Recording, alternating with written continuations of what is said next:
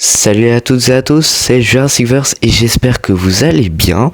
On se retrouve dans cette vidéo pour parler du Spinosaur dans Jurassic World. J'avais déjà fait un premier épisode de ce concept avec l'Allosaure, si vous ne l'avez pas vu je vous invite à le regarder. Et pour vous expliquer un petit peu, on va juste parler du Spinosaur, de tout ce qu'il y a à savoir sur le Spinosaur dans l'univers Jurassic.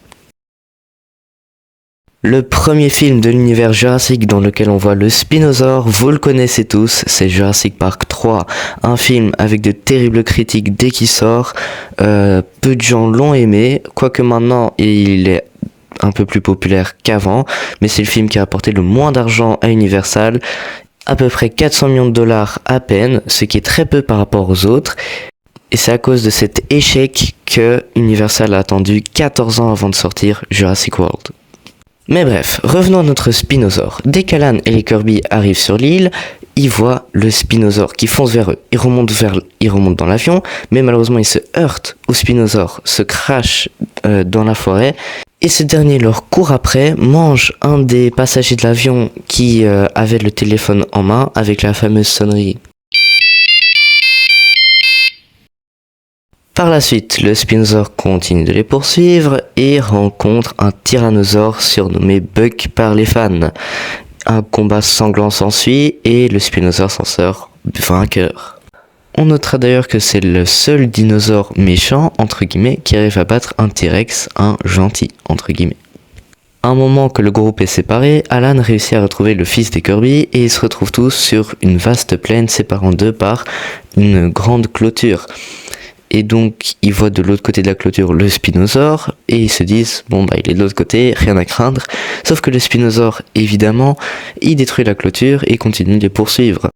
La dernière scène où l'on voit le Spinosaur, c'est tout à la fin du film, où alors il y a une espèce de combat final entre le groupe et le Spino. Paul Kirby réussit à mettre de l'essence sur la rivière, qui s'enflamme immédiatement puisqu'il a aussi jeté du feu. Le Spinosaur s'en va donc, dépité de ne pas avoir pu les manger, et c'est la dernière fois qu'on a entendu parler de lui. Ou l'avant-dernière fois plutôt, puisque dans la saison 5 de la Colle du Crétacé, on revoit le Spinosaur sur l'île de Mantacorp. Le père de Kenji dit d'ailleurs qu'il l'a amené de Isla Sorna sur cette île. Et directement, il doit faire respecter son nom, puisque le Spinosaur, qui vit dans un climat habituellement tropical et avec des marécages, se retrouve dans un climat désertique et arrive à survivre tranquillement. Et ensuite, dès qu'on lui met une puce dans le cerveau pour le contrôler, excellente idée de Daniel Kondo, il arrive à tuer, plus ou moins, Grosse Mangeuse. Enfin, c'est pas vraiment lui qui le tue, vous allez me dire, oui, mais il était sous contrôle, etc. Mais ça prouve que même sous contrôle, donc il n'avait pas ses instincts de chasseur, entre guillemets, et que c'était un humain qui ne savait pas vraiment comment ça marche, entre guillemets à nouveau, un dinosaure, il arrive quand même à avoir assez de force pour tuer un T-Rex. Enfin, quand je dis tuer, c'est pas vraiment le cas, puisque Daniel Kondo l'a dit lui-même, il va pas achever Grosse Mangeuse pour je ne sais plus quelle raison. Donc Grosse Mangeuse va se relever, aller avec Petite Mangeuse et vaincre une bonne fois pour toutes le Spinosaur. Évidemment non, il est invincible, il s'est juste enfui dans la forêt. C'est donc la dernière fois qu'on a vu le Spinosaur de Jurassic Park 3, peut-être qu'il reviendra dans Rebirth, mais je n'en suis pas sûr, vu que David Koepp a vraiment parlé de retourner aux sources, de se déconnecter des autres films Jurassic, enfin ce sera toujours dans la continuité, mais il n'y aura plus les personnages, cela inclut donc les dinosaures, donc le Spinosaur de Jurassic Park 3. Malheureusement, j'aimerais beaucoup qu'il soit là, peut-être pour un combat final ou quelque chose, mais je ne pense pas qu'il sera là. Mais bref, pour le nouveau film Jurassic World Rebirth, on aura une toute nouvelle version du Spinosaur beaucoup plus accurate, sauf pour la mâchoire que je ne supporte pas. Si vous êtes depuis un moment sur la chaîne, vous le savez. Ils peuvent cohabiter avec un mosasaure apparemment et chasser en groupe. Ça c'est bizarre, mais moi je dis pourquoi pas, vu que même de nos jours il y a encore des espèces qui arrivent à cohabiter et à travailler en groupe.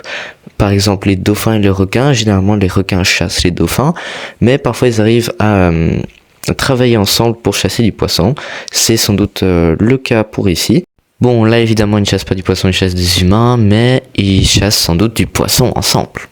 D'ailleurs, ce Spinosaure là est beaucoup plus petit que la version précédente du Spinosaure, la première version, puisqu'il ne fait que 12 mètres. Il est même plus petit que le T-Rex, puisque le T-Rex fait 12 mètres 5. Il est aussi moins haut, 4,6 mètres pour le T-Rex et 4 mètres pour le Spinosaure. Donc si un combat final Spinosaure T-Rex, ce serait plutôt le T-Rex qui gagne, quoique c'est beaucoup plus probable que le combat final serait Spinosaure versus Distortius Rex. C'est la question que je me suis posée après avoir vu le Spinosaure traverser une clôture en acier. Enfin, moi je dis que c'est de l'acier parce que j'imagine que c'est de l'acier.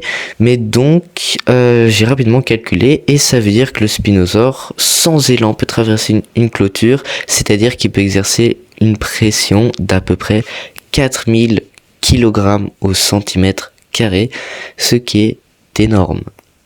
Pour vous donner une idée de ce que ça représente, 4000 kg au centimètre carré, vous avez déjà une première idée, ça peut détruire de l'acier.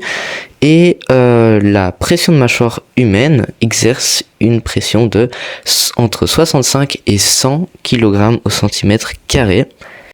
Mais bon, j'ai dit sans élan, mais j'imagine qu'il a quand même pris de l'élan hors caméra.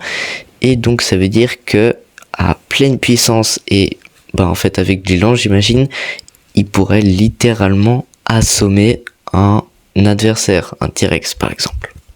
En conclusion, le Spinosaure est le dinosaure le plus fort de l'univers jurassique, en tout cas encore vivant, puisque l'Indominus Rex parviendrait peut-être à le battre. Et bien voilà les amis, on arrive tout doucement au bout de cette vidéo, merci de l'avoir vu jusqu'à la fin, et donc n'hésitez pas à la liker, à vous abonner, ça soutient vraiment la chaîne et c'est hyper important, et à mettre un commentaire si vous voulez voir un autre épisode de les dinosaures dans Jurassic World. N'hésitez pas à me dire un dinosaure que vous voudriez voir, ou si vous avez d'autres informations intéressantes à partager sur le Spinosaure. C'était Jurassic Verse, abonnez-vous, et je vous dis à la prochaine.